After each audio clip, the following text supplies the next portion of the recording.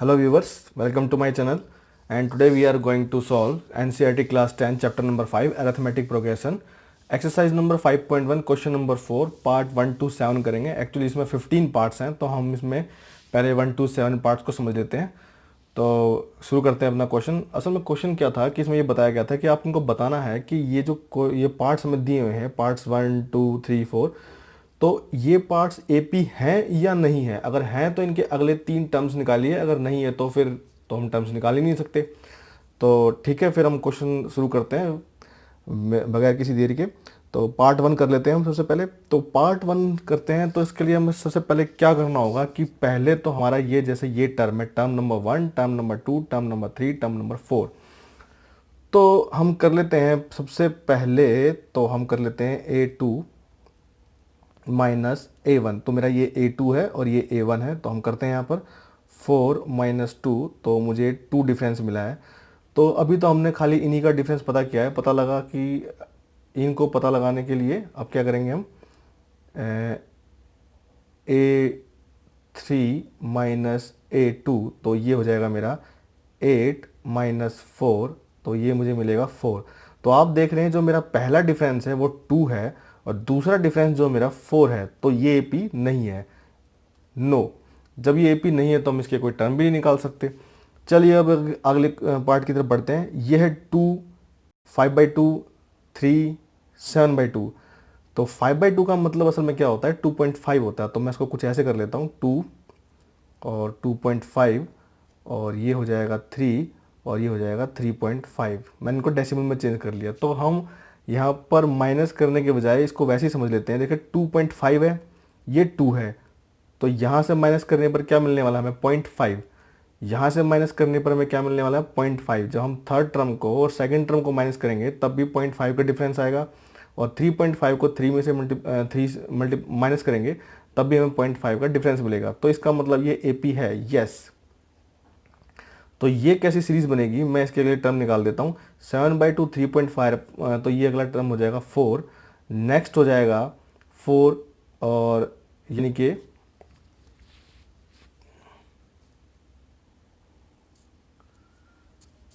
तो 4 हो जाएगा, और नेक्स्ट हो जाएगा हमारा 4.5। 4.5 का मतलब है हम इसे 9/2 भी लिख सकते हैं।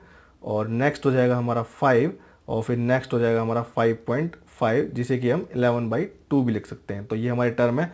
मैंने 3 टर्म निकाल दिए। आप आगे भी एक दो तीन चार, मैंने 4 टर्म निकाल दिए, हालांकि उन्होंने 3 ही टर्म निकालने के लिए बोला था। चलिए थर्ड पार्ट कर लेते हैं अब। हर पार्ट को स्टूडेंट समझ लेना है हमने, ठीक है। तो अब देखते हैं ये एपी है या नहीं है। तो A2 माइनस A1 इसको करके देख लेते हैं। -3.2 और -1.2। मैंने आपको कल भी बताया था, ब्रैकेट की अहमियत को समझिए। -3.2 minus minus plus 1.2, plus minus हमेशा माइनस करते हैं, तो मुझे यहाँ डी मिल जाएगा -2। ये मेरा डी है। चलिए अब एक और पता कर लेते हैं, क्योंकि सीरीज़ का अगला डिफरेंस क्या है वो तो जब भी पता लगेगा। A3 माइनस A2, तो ये हो जाएगा -5.2 और -3.2।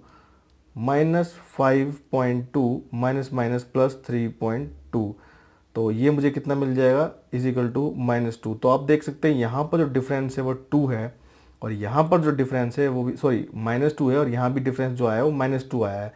यानी कि हर एक टर्म के बाद जो डिफरेंस आ रहा है वो -2 का आ रहा है। तो इसका मतलब ये एक एपी है, यस ये है।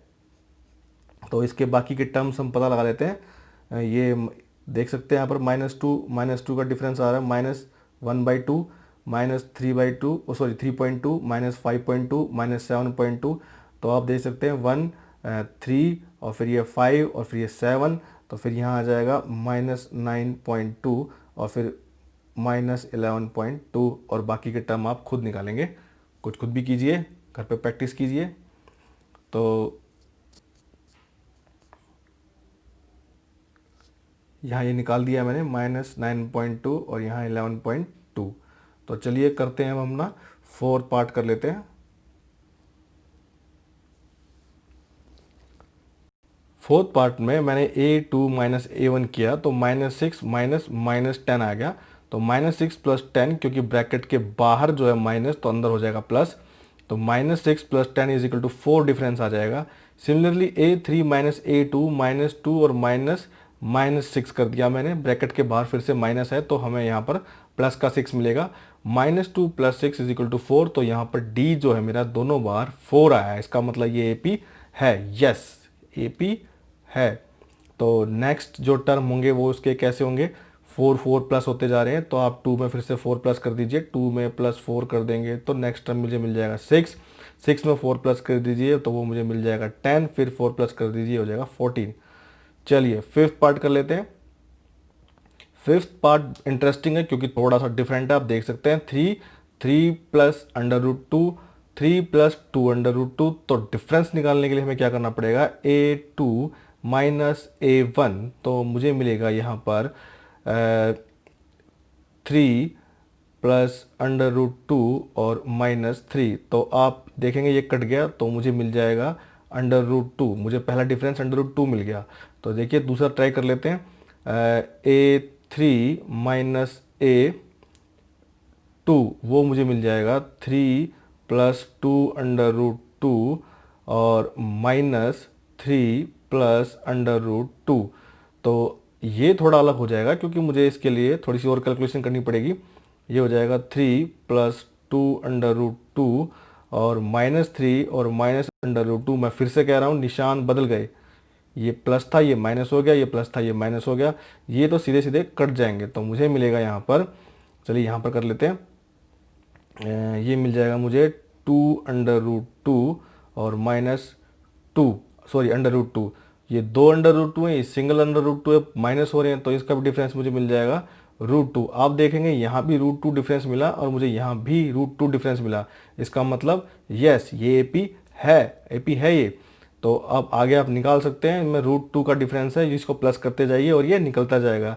ये आप खुद से करिएगा, बिल्कुल आसानी से निकल जाएंगे। मैं इसका एक पार्ट में और आपकी हेल्प कर दूंगा कि जैसे ये 3 प्लस में 2 √2 प्लस में √2 कर देंगे तो ये बन जाएगा 3 प्लस 3 √2। ये क्यों हुआ है, एक 2 √2 ये है और √2 ये है, तो दोनों सेम टर्म है, दोनों प्लस हो जाएंगे तो ये बन जाएगा 2, ये 1, जिसके साथ कुछ नहीं होता वो एक ही होता है, तो ये एक अकेला है। तो 2 √2 और √2 ये उतना हो जाएगा 3 √2। तो ये एक ही टर्म निकाल रहा हूँ, बाकी के 2 टर्म आप प्रैक्टिस से घर पे कीजिए। चलिए हम 6 पार्ट को कर लेते हैं। तो अब देखिए ये जो A2 है माइनस A1 है वो हो जाएगा हमारा 0.22 और -0.2। तो ये मुझे मिल जाएगा, करेंगे इसको कितना मिल जाएगा मुझे, ये मिल जाएगा 0.02। हालांकि मैं इसको देख के सॉरी गलत हो गया, 0.02 आ जाएगा। तो हालांकि ये देख के पता लग रहा है कि यहाँ पर 0.2 फिर 22 फिर 0.22, ये नो, ये कोई भी AP नहीं बनेगा, देखने से ही पता लग रहा है इसको। तो अब चलते हैं 7 की तरफ, 7 में पता लगा देते हैं फटाफट।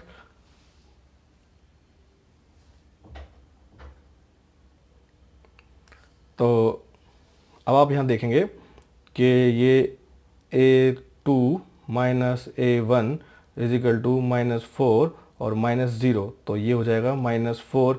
और यहाँ पर आप करेंगे A3 माइनस A2, तो ये बन जाएगा आपका -8 और -4, तो ये बन जाएगा आपका -8 प्लस 4, तो आपको मिल जाएगा यहाँ पर -4। तो डिफरेंस देखिए आपका यहाँ पर और यहाँ पर सेम आ रहा है दोनों बार, तो इसका मतलब यस ये है, यस ये है।